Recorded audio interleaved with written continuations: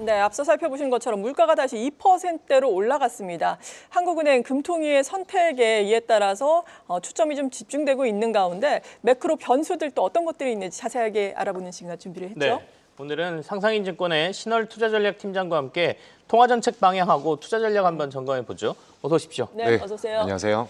네, 일단은 미국 증시를 보자면은 무역 분쟁 이슈는 어느 정도 소화를 하고 넘어가는 것 같은데, 하지만 아직까지는 뭐 끝난 게 아니지 않습니까? 네. 중국 측만 보더라도 대화 협상으로 문제 해결할 의향은 있다라고 밝히고는 있지만 또 반관세 연합을 구성하는 것을 또 구상 중이다 이렇게 밝히기도 했는데, 이 부분에 대해서 어떻게 지금 판단하고 계신가요? 네, 자산 가격의 측면에서 보자면은 금주의 월간 수익률에 따라갔었던 부분들은 채권과 원자재 이쪽에서 좀 나타났고요. 증시는 특히 미국 중심으로 전반적으로 주간 수익률이 조금 월간 수익률에 못 미치는 그런 상황들이 연출이 되었습니다.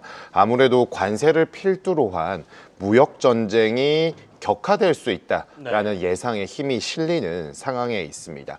좀 전에 말씀 주신 것처럼 반미국을 대상으로 해서 지금 관세에 대한 그런 여러 가지 부가에 대한 부분들이 우려가 되는 멕시코, 캐나다, EU, 중국 등과 함께 연합을 좀 구성하겠다라고 하고 있지만 이러한 반응 속에서에 깔려 있는 기전은 트럼프와 시진핑의 탑다운식의 대화 수반도 역시 가능하다라고 생각은 하고 있는 것으로 보여집니다. 그렇지만 지난 1기 행정부에서도 살펴본 것처럼 양 정상이 지금 대화를 한다고 해서 이러한 미중 간의 갈등, 패권 전쟁을 통한 충돌은 여전히 지속될 수밖에 없다. 결국에는 이러한 대화와 대립이 상존하는 국면들은 지속될 수밖에 없다라는 것이 확인이 되었고요.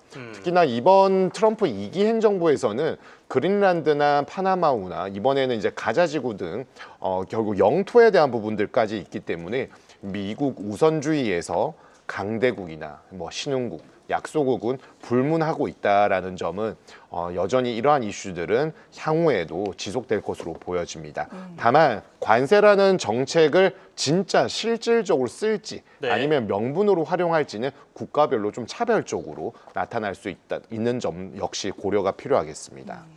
여전히 변수가 굉장히 많습니다. 아까 말씀하신 것처럼 워낙 뭐 일기 때보다는 아까 영토나 이런 관련된 얘기까지 막 이슈를 던지고 있다 보니까 관세만으로 저희가 모든 걸 판단하기도 좀 힘든 상황인 것 같다는 생각이 드는데요. 어쨌든 국내 증시로 돌아와 보면 외국인들이 지속해서 우리나라 주식을 팔고 있었단 말이죠. 이게 순매도 행진으로 보면 7개월 정도 되거든요. 연초 들어서는 조금 바뀌는 듯한 분위기도 있긴 한데 걱정스러운 게 방금 전에 말씀하신 뭐 관세라든지 이런 이슈에 한국 시장을 좋게 볼까? 그럼 계속해서 파는 건가? 아니면 복귀의 가능성도 있나? 어떻게 판단하고 계시나요? 네, 사실 작년 연말에 이제 격화되었던 부분들은 트럼프 트레이딩에 있어서 우리나라가 어느 점에서 유리하고 불리한지를 판단하는 것인데 무게 중심은 아무래도 좀 우려스러운 부분들이 우위를 점한 것으로 보여지고요. 다만 연초 이후에 비교적 작년과는 소폭이나마 좀 달라졌던 부분들은 많이 떨어졌다. 저가 매수의 기회로 좀 활용할 수가 있다라는 점에 대한 부분과 함께 작년 연말에 국내 전국의 불안도가 너무나 높아졌었던 점 대비해서는 비교적 정치 사법적인 프로세스가 진행될 수 있다라는 기대감이 함께 겹친 것으로 좀 볼 수가 있습니다만은 여전히 정치적 상황을 고려할 때 미국 대미 협상에 관련된 무역 통상 그리고 국제 정세에 관련된 외교적인 협상력은 상당히 제한적일 수밖에 없다라고 판단을 할 수가 있겠습니다. 이러한 점은 결국 우리나라가 선진국과 신흥국 사이에서 줄다리기를 할 수 있는 그런 협상력을 약화시킬 수밖에 없고 여기에 있어서는 신흥국과 같이 이 트럼프가 추진하고 있는 다양한 정책들에 있어서 투심을 약화할 때에는 민감도가 높은 신흥국 대열에 합류할 수가 있는 상황임을 고려한다라면은 긍정적인 부분보다는 상당히 좀 부정적인 측면에 좀 민감할 수밖에 없다라고 보여집니다. 그렇지만 좀 전에도 계속 언급을 드리고 있습니다만은 관세가 가장 이슈가 되고 있는데 반도체나 조선, 엔터 등 관세와 관련된 이슈에서 좀 벗어나 있는 업종에 대한 주목도는 꾸준히 유입이 될 수 있다라고 보여지고 저가 매수와 이런 업종에 관련된 부분들이 선순환까지는 아니어도 순환매에 있어서의 흐름들 때문에 좀 차별적인 흐름들이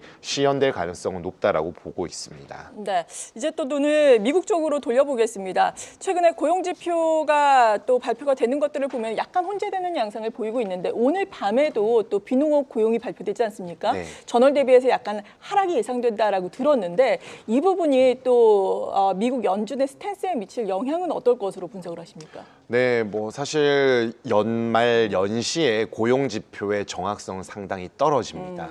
뭐 잘 아시다시피 연말 연시는 다양한 이벤트들과 기후에 관련된 부분도 있기 때문에 이들을 쉽사리 예상하기가 좀 어려운 부분들이 있고 이번에는 자연재해였죠.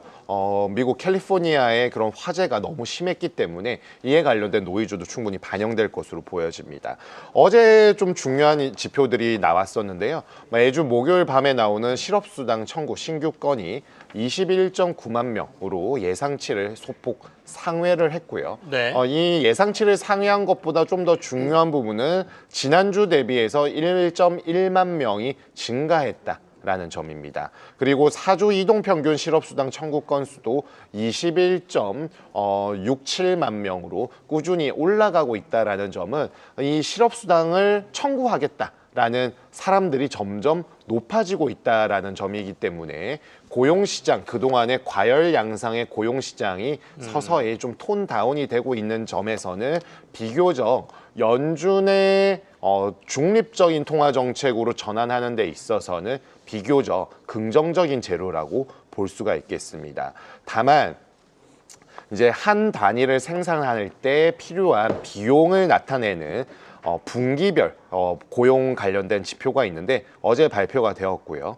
단위 노동 비용은 분기 대비해서 3%가 높아졌습니다. 예상치보다는 낮았지만 여전히 뭐 쉽게 이런 노동 비용에 관련된 인건비에 관련된 우려를 완벽하게 제어하기는 좀 다소 어렵다라고 보여지지만 그나마 미국에 대해서 우리가 크게 의심하지 않는 부분들은 생산성에 관련된 부분이 되겠습니다.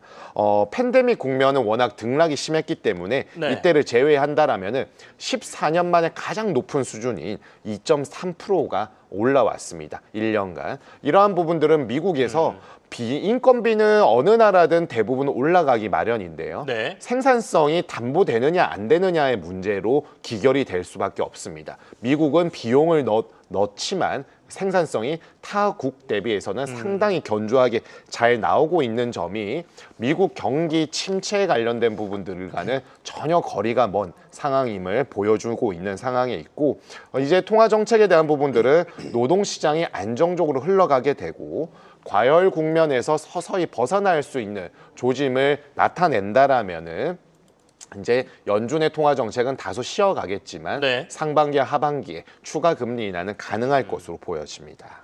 곧바로 금리 인하로 가기는 힘들겠지만 아까 중립적인 스탠스를 강화할 수 있는 부분이라고 말씀하셨으니까 그래도 전체적인 지표로 보면 금리 인하의 가능성은 조금 높아지고 있다 이런 말씀이시네요. 네, 맞습니다. 동결의 가능성이 점점 약화되고 인하의 가능성이 높아지는 이런 제로성 게임의 양상에서 인하로 좀 기울 수 있는 흐름들은 서서히 관측될 것으로 보여집니다. 그럼 국내로 들어와서 국내는 물가가 지금 2%대로 다시 올라왔단 말이죠. 네. 하느니 1월에 동결을 했는데 이거는 2월에는 낮출 건데 한 달 정도 늦춘 거다 이렇게 보시는 분들이 꽤 많았거든요. 네. 근데 물가가 이렇게 올라간다라고 하면 2월에도 쉽사리 이렇게 금리를 낮추는 게 하느니 결정하기가 쉽지 않다라는 얘기도 나오는데 어떻게 전망하십니까? 네, 맞습니다. 물가가 올라갔고 특히나 생활 물가에 관련된 부분들에 있어서 이번 설 연휴에도 느끼셨겠지만 뭐 배추나 무호 같은 식품에 관련된 물가 상승폭이 컸고요. 또한 석유류 등으로 대변된 에너지 가격의 상승에 대한 부분도